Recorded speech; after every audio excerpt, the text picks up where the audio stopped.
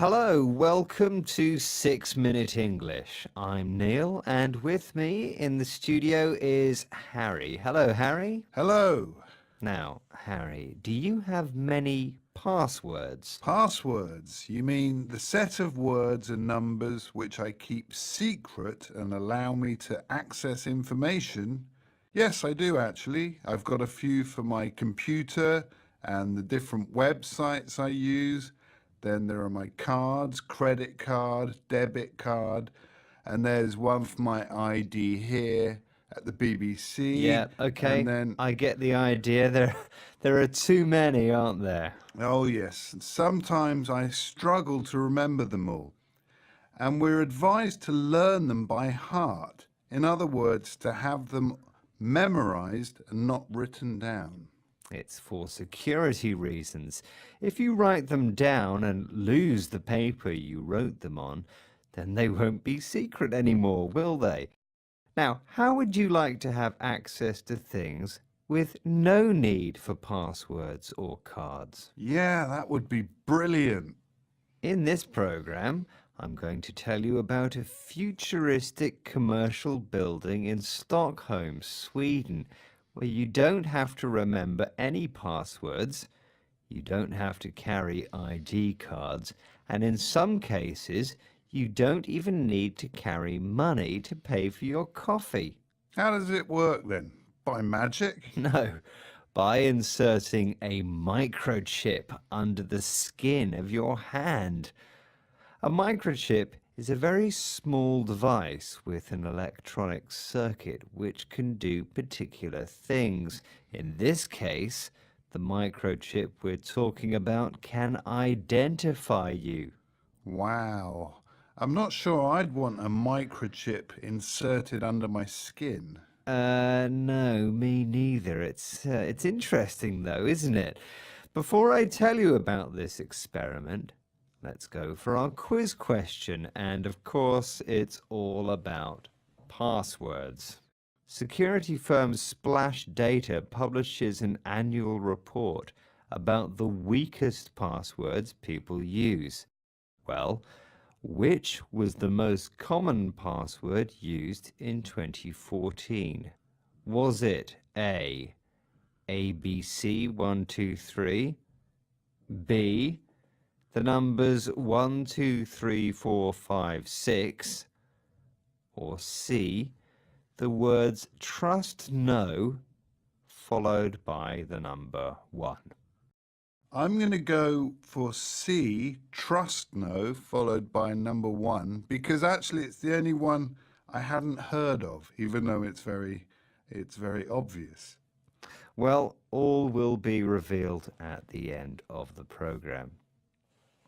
Now, we're talking about the increasing need for ID in a society which works more and more with computers.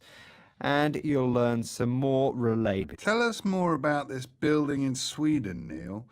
You have this microchip put under your skin, and what does it allow you to do inside the building? Let's listen to the BBC technology reporter Rory Ketland-Jones. He went there for a visit. He uses an expression to say that the technology is not working perfectly yet because it's brand new. What is that expression? The new offices will soon host a shifting population of 700 entrepreneurs and employees, and they'll all be offered the chance to get chipped if they wish. As well as opening doors, that'll allow them to use the photocopiers and eventually to log on to computers or pay for food in the cafe. The technology is still having teething problems. I found it quite a struggle to activate the photocopier. And amongst the people working here, I found some enthusiasm, but also caution. The expression is having teething problems. When a new project or device doesn't work perfectly, we say it has teething problems. Yes, the microchip allowed Rory to make the photocopier work just by swiping his hand over a console. but it didn't work straight away.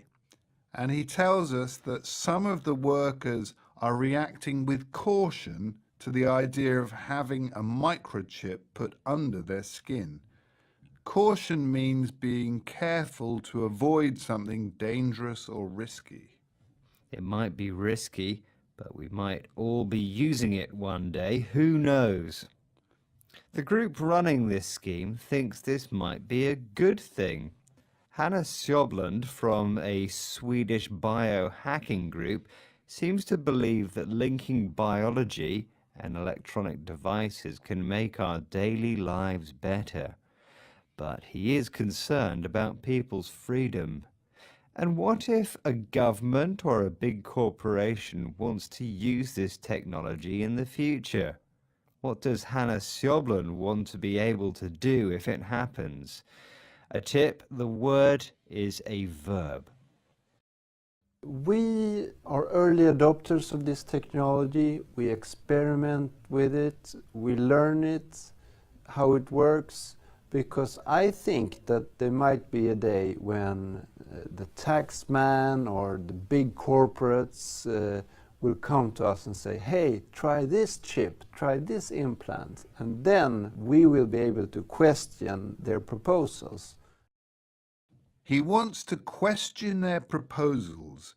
It means to express doubts about their proposals and intentions. You know what, Neil? I'd rather have my passwords. Well, talking about passwords, let's go back to my quiz question. I asked you what the weakest password people use is, according to the 2014 report by the online security firm Splash Data. The options were ABC123, the numbers 1, 2, 3, 4, 5, 6, and the words trust no, followed by the number 1. And I said the third one, trust no one. And you were wrong, I'm afraid, Harry. The correct answer is B. The password 123456 has been named as the worst password of 2014. The other two were also in the list. Before we go, can you remind us of the words we heard today, Harry? The words were password, by heart, microchip, having teething problems, caution, to question. Thank you. Well, that's it for this program. Go to bbclearningenglish.com to find more 6-minute English programs.